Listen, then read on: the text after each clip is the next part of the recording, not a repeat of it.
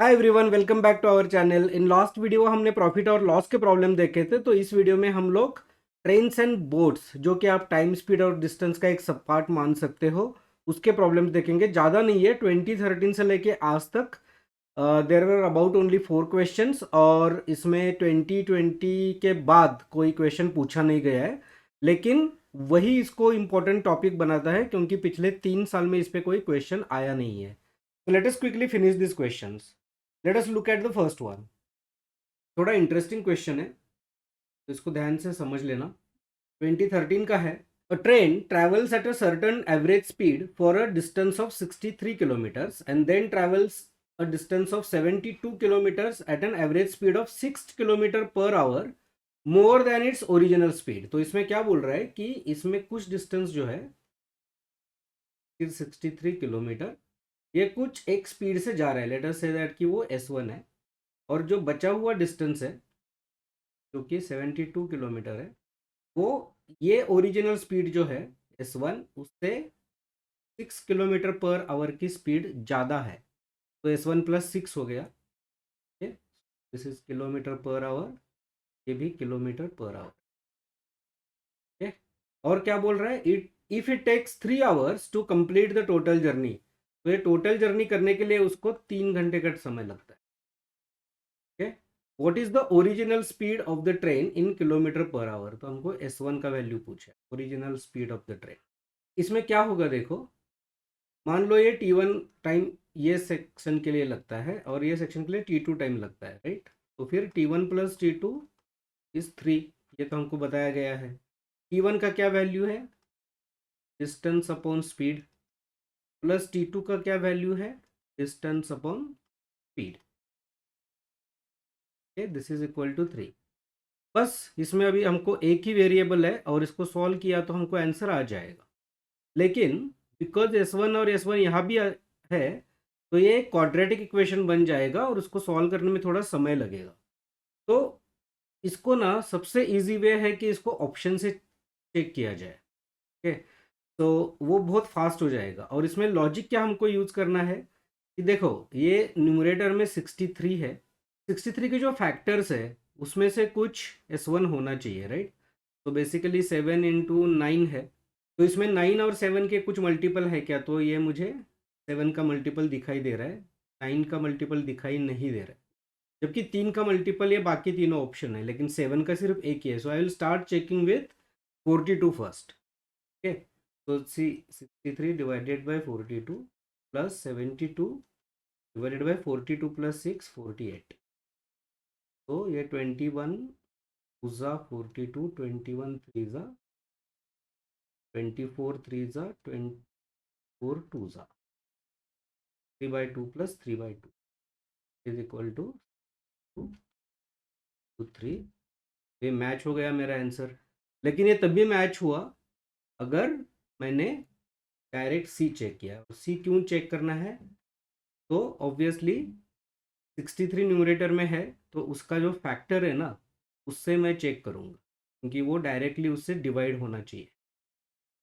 ठीक है। तो इसलिए मैंने 42 से चेक।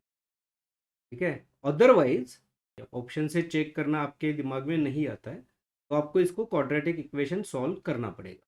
तो वो भी मैं आपको दिखाता हूँ कि कैसे सॉल्व कर। तो let us solve this equation. तो ये क्रॉस मल्टीप्लाई करते हैं, 63 × S plus 72 divided by 1 × S1 plus equal to 3। 63S plus 6 3 ज़ा 18, 1 6 6 36 37 378 हो गया, प्लस 71 इज इक्वल टू, ये हो गया 1 स्क्वायर प्लस 6 2 3। राइट। तो 63S1 plus 72S1 is equal to 135S1 plus 378 is equal to S1 square plus S1। फिर मैं क्या करूँगा, इधर में S1² plus 18S minus 35S1 plus 378 equal to 0। तो 3S1² माइनस 18S1 और माइनस 135S1, इनका टोटल आएगा 117S1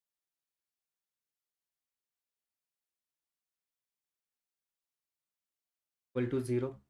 ये पूरा इक्वेशन 3 से डिविजिबल है, अगर आपको ये क्विकली समझ में आना ज़रूरी है क्योंकि उसका फैक्टराइजेशन ईजी हो जाएगा।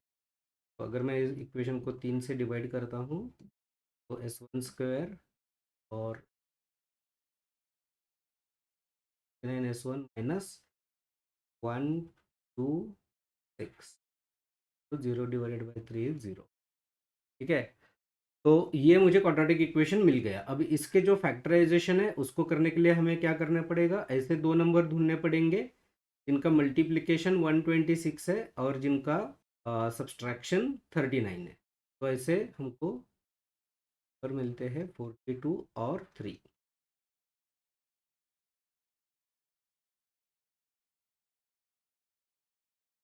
तो मैं इसको फैक्टराइज करूँगा 1 माइनस 42, क्योंकि ये माइनस साइन है तो माइनस 42 आ जाएगा, प्लस। तो इसका मतलब S1 का वैल्यू आएगा 42 और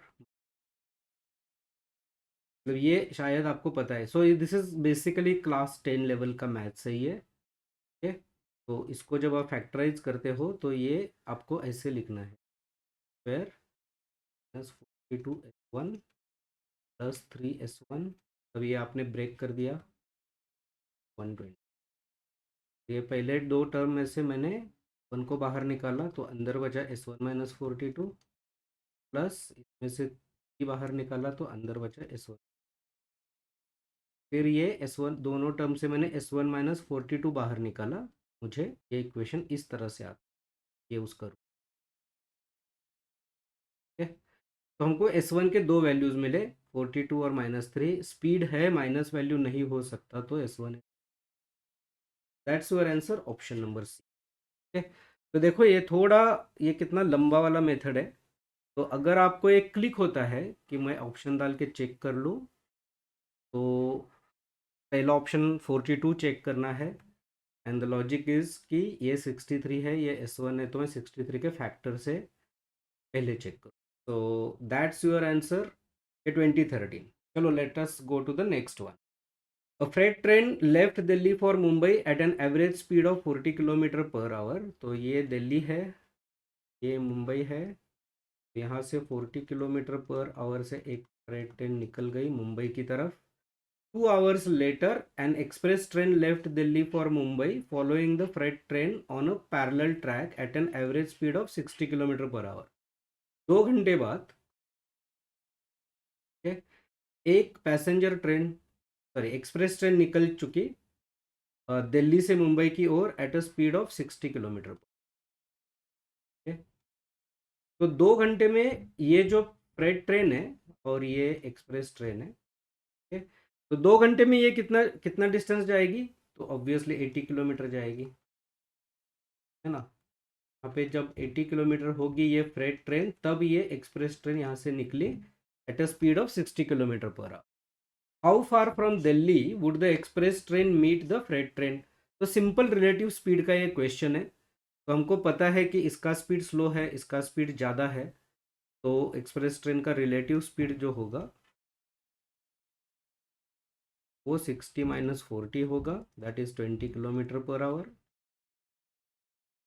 उसको डिस्टेंस मीट करने के लिए ये जब निकली थी तो ये 80 किलोमीटर दूर थी, तो उसको 80 किलोमीटर का डिस्टेंस रिलेटिव स्पीड से कवर करना है। तो उसको 80 किलोमीटर का डिस्टेंस रिलेटिव स्पीड से कवर करने के लिए 4 घंटे का समय लगेगा। ओके, और क्वेश्चन क्या है, how far from Delhi would the express train meet the freight train. तो 4 घंटे में एक्सप्रेस ट्रेन 60 के स्पीड से 240 किलोमीटर चल पड़ेगी, तो 240 किलोमीटर के डिस्टेंस पे फ्रेट ट्रेन को पकड़ लेगी। Option number C, that's your answer. बहुत ही सिंपल क्वेश्चन रिलेटिव स्पीड का 2017 में पूछा। Let us go to the next one. A train 200 meters long is moving at a rate of 40 km per hour. In how many seconds will it cross a man standing near the railway line? CSAT 2018। देखो ये basic से question है, right. तो train की length है 200 metre. यहाँ पे जो इंसान खड़ा है इसको क्रॉस करेगी, तो ये जो ट्रेन यहाँ पे आएगी, तो यहाँ पे जो उसका ये स्टार्टिंग पॉइंट होगा कि वहाँ पे वो क्रॉसिंग शुरू होगा, और जब ट्रेन का ये एंड पॉइंट यहाँ पे होगा तो ये क्रॉसिंग पूरा हो जाएगा, right. That means for a standing man को क्रॉस करने के लिए ट्रेन को 200 मीटर का डिस्टेंस पार करना, करेक्ट, क्योंकि ये स्टार्टिंग पॉइंट है, ये एंड पॉइंट है। तो स्टार्टिंग पॉइंट जब यहाँ होगा तो क्रॉसिंग शुरू हो जाएगा, और जब एंड पॉइंट यहाँ होगा तो क्रॉसिंग खत्म हो जाएगा। तो starting point would be 200 metre away from the man. That means the total distance travelled by the train would be 200 metres. ये तो बहुत ही बेसिक है। तो अब ये सिर्फ आपको ये निकालना है कि अगर ट्रेन का स्पीड 40 किलोमीटर पर आवर है तो 200 मीटर जाने में उसको कितना समय लगेगा। तो इसको because it is kilometre per hour तो हम मीटर पर सेकंड में करेंगे, क्योंकि हमको डिस्टेंस भी मीटर में दिया है और हमको आंसर भी सेकंड्स में पूछा है। दैट इज़ 5/18 पर सेकंड। हाँ, ये तो आपको पता होगा। बस अभी डिस्टेंस अपॉन स्पीड है, ये नीचे 18 है, वो ऊपर चला जाए। Is going to be your answer. This 5 into 40 is 200। So your answer option number D. Okay, बहुत ही simple, CSAT 2018। Let us go to the next. अरे हो गया। तो सिर्फ 4 ही क्वेश्चन थे, तो ये एक सिंपल टॉपिक था। I think you can call it as a speed, time और डिस्टेंस का एक सब टॉपिक। लेकिन ये ट्रेन और बोट के रिलेटिव स्पीड वाले क्वेश्चंस इंपॉर्टेंट है। एज यू सॉ दैट कि 2020 के बाद इसमें कोई क्वेश्चन पूछा नहीं गया है, तो ये 24 के लिए एक इम्पॉर्टेंट टॉपिक बन जाता है। अगर आपने चैनल को सब्सक्राइब नहीं किया तो कर लीजिए, क्योंकि I am almost done with all other types of question, और मैं अभी नंबर सिस्टम के क्वेश्चन शुरू करूंगा। In every video I will solve 10 question. There are around 100 number system questions that I'm going to solve from all PYQs 2013 onwards. So thanks for watching this. I will see you in the next one.